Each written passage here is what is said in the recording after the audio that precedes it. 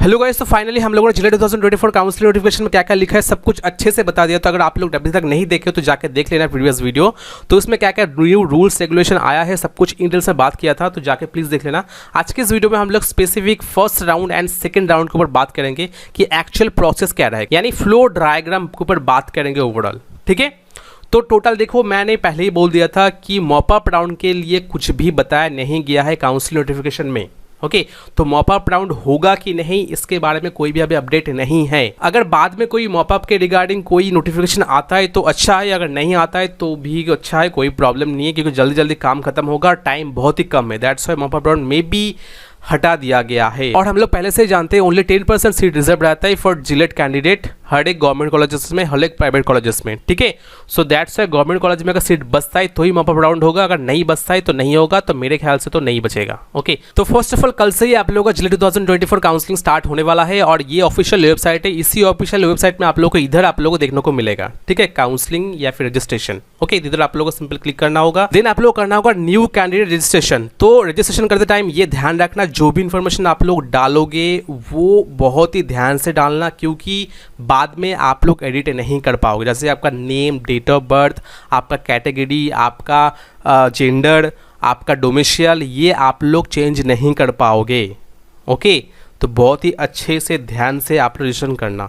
उसके बाद सिंपल आप लोग चॉइस फिलिंग करना होगा। तो चॉइस फिलिंग के ऊपर डेडिकेटेड वीडियो आएगा, क्योंकि चॉइस फिलिंग ही सबसे बड़ा इंपॉर्टेंट पॉइंट है जिसमें आप लोग अच्छे से चॉइस करना होगा, यानी according to rank, college rank के अकॉर्डिंग फर्स्ट टू एकदम नीचे तक जितने भी आप लोग कॉलेजेस है सबका रैंकिंग करना होगा। एंड उसके बाद ब्रांच वाइज कौन सा ब्रांच आप लोग दोगे उसके ऊपर डिपेंड करके कॉलेज चॉइस फिलिंग करना होगा। तो इसीलिए फ्यूचर में जितने भी अपडेट आएगा सब कुछ इसी चैनल से मिलेगा। और आगे जब आप लोग बीटेक में जाओगे वो भी मैं ही कवर करता हूँ, क्योंकि आप लोग जानते हो मकाउट बीटेक पूरा मैं ही कवर करता हूँ। तो अभी से सब्सक्राइब कर लेना ताकि सारा इन्फॉर्मेशन टाइम टू टाइम मिलता रहे। ठीक है, उसके बाद चॉइस फिलिंग तो कर दिए। चॉइस फिलिंग करने के बाद चॉइस को लॉक करना होगा, और लॉक करना भूल जाता है तो ऑटोमेटिकली लॉक हो जाएगा। लॉक करने के बाद आप लोगों का राउंड 1 का अलॉटमेंट लेटर निकलेगा। ठीक है, तो ये मैं आप लोगों को फ्लो चार्ट बता रहा हूँ, उसके बाद मैं करके भी दिखाऊंगा नेक्स्ट वीडियोज़ में कि कैसे क्या करना है। ठीक है, उसके बाद फर्स्ट राउंड में अगर आपको कोई कॉलेज नहीं मिलता है, नॉट अलॉटेड, तो आप लोग सीधे सेकेंड राउंड के लिए एलिजिबल हो जाओगे, यानी सेकेंड राउंड चले जाओगे। तो इसको हम लोग पकड़ लेते हैं राउंड 2A। ठीक है, तो अगर आप लोगों ने फर्स्ट राउंड में किसी भी कॉलेज में मिल गया है, यानी अलॉटेड हो गया है, ठीक है, तो आपको 5000 सीट एक्सेप्टेंस फी देना होगा।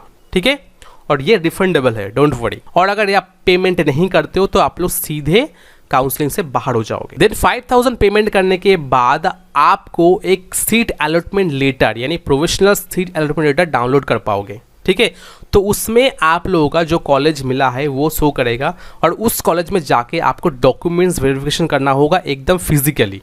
याद रखना, ये फिजिकली रिपोर्ट करना होगा कॉलेज में, यानी खुद आप लोगों को जाना पड़ेगा। ठीक है, और अगर आप लोग नहीं जाते हो कॉलेज में तो आप लोग सीधे काउंसलिंग से बाहर हो जाओगे।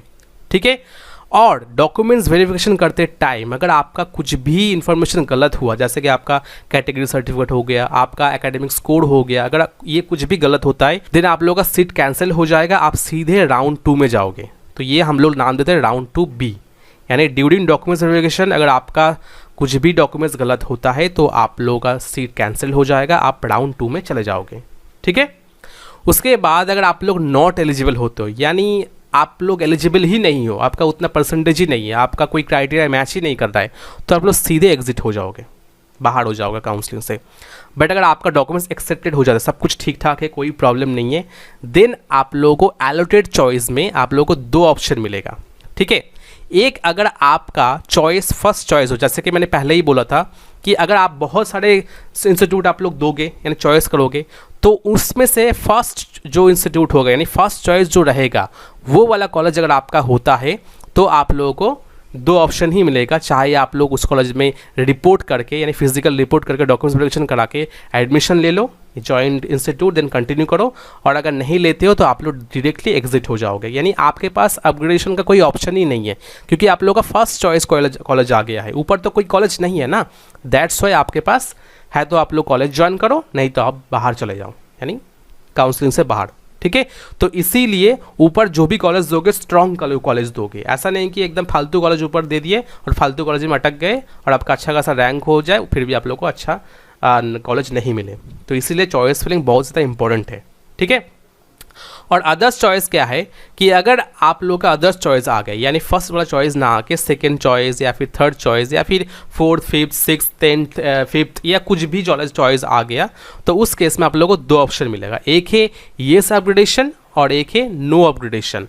तो अगर आप लोग येस अपग्रेडेशन करते हो यानी आपको 10 नंबर का कॉलेज आ गया, यानी 10 नंबर कॉलेज में आप लोग चूज़ किए थे AOT, ठीक है, ऊपर कॉलेज आप जाना चाहते हो, ये अपग्रेड करना चाहते हो, तो आप लोग को ऊपर वाले कॉलेज यानी 1 to 9 के अंदर आप लोगों का काउंसलिंग होगा अभी। तो आप लोग सीधे राउंड 2 में जाओगे, तो उसका नाम हम लोग दे देते हैं राउंड 2C, ठीक है। और अगर नहीं आप लोग 10 नंबर का कॉलेज जो मिला है AOT उसमें हैप्पी हो, उसी में एडमिशन लेना चाहते थे, तो आप लोग नो अपग्रेडेशन फिलअप करके देन PI रिपोर्टिंग यानी फिजिकल इंस्टीट्यूट रिपोर्टिंग करके आप लोग सीधे कॉलेज में ज्वाइन हो सकते हो। तो ये था फर्स्ट राउंड का पूरा प्रोसेस। अभी हम लोग बात करते हैं सेकंड राउंड में। तो सेकंड राउंड में कौन कौन एलिजिबल है? फर्स्ट ऐसा कैंडिडेट जिनको फर्स्ट राउंड में कोई कॉलेज नहीं मिला है, सेकेंड फर्स्ट राउंड में कॉलेज मिला है बट डॉक्यूमेंट्स वेरिफिकेशन करते टाइम उन लोगों का सीट कैंसिल हो गया था, वो वाला, और जिन लोगों को मिला था बट सीट अपग्रेडेशन किया था, वो वाला। यानी तीनों टाइप का स्टूडेंट एलिजिबल है फर्स्ट सेकंड राउंड के लिए। तो हम लोग फर्स्ट टाइप का स्टूडेंट का देख लेते हैं, जिन लोगों का फर्स्ट राउंड में कोई कॉलेज नहीं मिला है। तो उन लोगों का ऑब्वियसली फ्रेश अलॉटमेंट होगा, ओके। यानी फ्रेश अलॉटमेंट अगर होता है तो आप लोगों को पे सीट एक्सेप्टेंस फी यानी 5000 पेमेंट करना होगा, क्योंकि आप लोगों ने तो फर्स्ट राउंड में सीट ही नहीं आया, 5000 पेमेंट भी नहीं किया, दैट्स आप लोगों को 5000 पेमेंट करना होगा। पेमेंट अगर नहीं करते हो तो एग्जिट हो जाओगे, अगर पेमेंट कर देते हो देन डॉक्यूमेंट्स वेरिफिकेशन होगा। डॉक्यूमेंट्स वेरिफिकेशन में अगर अटेंड नहीं करते हो यानी कॉलेज नहीं जाते हो तो एग्जिट हो जाओगे। डॉक्यूमेंट्स वेरिफिकेशन में अगर फिर से अगर कोई गलती होता है तो आप लोग कैंसल्ड हो जाओगे और मॉप अप राउंड में एलिजिबल हो, बट मॉप अप राउंड तो नहीं हो रहा है, वो बाद में पता चलेगा होगा कि नहीं, ओके। और अगर आप लोग नॉट एलिजिबल होते हो यानी एलिजिबल ही नहीं हो तो आप लोग एग्जिट हो जाओगे, ठीक है। और अगर डॉक्यूमेंट्स एक्सेप्टेड हो जाता है तो आप लोगों को 2 चॉइस मिलेगा, बट इधर आप लोगों को एक ही चॉइस मिलेगा क्योंकि मॉप अप राउंड नहीं हो रहा है। बट अभी के लिए ये वाला ऑप्शन कंटिन्यू नहीं होगा। सो आपके पास 2 चॉइस होगा। अगर आपको फर्स्ट वाला यानी मैंने पहले बोला था ना कि फर्स्ट चॉइस कॉलेज आ गया है तो उस केस में आपको कुछ भी नहीं है, आपके पास 2 ऑप्शन है, चाहे आप कॉलेज में जाके एडमिशन लो और अगर ना लेते हो तो आप लोग डायरेक्टली एग्जिट हो जाओगे। और अगर अदर्स चॉइस आता है जैसे कि सेकेंड चॉइस आ गया, थर्ड चॉइस आ गया या फोर्थ चॉइस आ गया, तो उस केस में आप लोगों के पास कोई भी ऑप्शन नहीं है, आप लोग चाहे तो एडमिशन ले सकते हो या नहीं भी ले सकते हो। बट अगर मॉप अप राउंड होता तो आपके पास 2 ऑप्शन होता। अगर आप लोग अपग्रेडेशन करते तो मॉप अप राउंड में बैठ सकते थे, और अगर आप अपग्रेडेशन नहीं करते थे तो आप लोग डायरेक्टली कॉलेज जाकर एडमिशन ले सकते थे। बट आपके पास तो मॉप अप राउंड का कोई ऑप्शन नहीं है, तो दैट्स अगर अदर्स चॉइस भी अगर आ जाता है सेकेंड राउंड में तो आप लोगों के पास 2 ही ऑप्शन रहेगा, चाहे तो आप एडमिशन लो और चाहे तो आप एडमिशन ना लो। अगर नहीं लेते हो, कॉलेज में नहीं जाते हो तो आप लोग डायरेक्टली एग्जिट हो जाओगे, ठीक है, यही है। अभी आते सेकंड टाइप का स्टूडेंट। सेकंड टाइप का स्टूडेंट यानी डॉक्यूमेंट्स वेरिफिकेशन करते टाइम कुछ भी इन्फॉर्मेशन गलत हुआ था उन लोगों का, तो फिर से उन लोगों का डॉक्यूमेंट्स वेरिफिकेशन होगा, यानी नया कॉलेज आ जाएगा, डॉक्यूमेंट्स वेरिफिकेशन फिर से होगा। डॉक्यूमेंट्स अगर एक्सेप्टेड होता है तो यही वाला सेम प्रोसेस होगा, और अगर एक्सेप्टेड नहीं होता तो आप लोग नॉट एलिजिबल है, बाहर हो जाओगे। ओनली आप लोगों का सीट एक्सेप्टेंस फी 5000 देना नहीं पड़ेगा, क्योंकि आप लोगों ने ऑलरेडी फर्स्ट राउंड में दे दिया था, और फर्स्ट राउंड में डॉक्यूमेंट्स वेरिफिकेशन करते टाइम कुछ भी गलत होने की वजह से आप लोग राउंड 2 में आ गए थे, दैट्स वाई, ठीक है। अभी आते थर्ड टाइप का, यानी मोस्ट इंपॉर्टेंट जो थर्ड टाइप का होता है वही, यानी आप लोगों ने फर्स्ट राउंड में कोई कॉलेज मिला था बट आप लोगों ने सीट अपग्रेडेशन किया। सीट अपग्रेडेशन करने के बाद अगर फर्स्ट चॉइस आ जाता है तो आपके पास 2 ही ऑप्शन होगा, चाहे आप कॉलेज में रिपोर्ट करो और इंस्टीट्यूट ज्वाइन करो, और अगर रिपोर्ट नहीं करते हो तो आप लोग डायरेक्टली कॉलेज काउंसलिंग से बाहर हो जाओगे, ठीक है। और अगर अदर्स चॉइस आ गया यानी सेकेंड, थर्ड या फोर्थ चॉइस आ गया तो आप लोगों के पास वही सेम ऑप्शन रहेगा, चाहे आप रिपोर्ट करो, इंस्टीट्यूट ज्वाइन करो, अगर रिपोर्ट नहीं करते हो तो आप लोग मॉप अप के लिए एलिजिबल हो, बट अभी तो फिलहाल नहीं हो क्योंकि मॉप अप राउंड नहीं दिया है, ठीक है। तो आप लोग इंस्टीट्यूट में जाकर एडमिशन ले सकते हो, नहीं तो आप लोग काउंसलिंग से बाहर। और अगर अपग्रेड नहीं होता यानी फर्स्ट राउंड में आप लोगों को KGC मिला था और सेकेंड राउंड में कोई भी अपग्रेड नहीं हुआ, तो सेकेंड राउंड में आप लोग KGC शो करेगा, तो उसी कॉलेज में जाके आप लोग PI रिपोर्टिंग करके कॉलेज में एडमिशन ले सकते हो। अगर रिपोर्ट नहीं करते हो तो आप लोगों को एडमिशन नहीं मिलेगा। तो यानी ओवरऑल आप लोगों को ये ध्यान देना चाहिए, जब भी आप लोग कॉलेज रिपोर्ट होता है तब भी आप लोगों को कॉलेज आना ही पड़ेगा।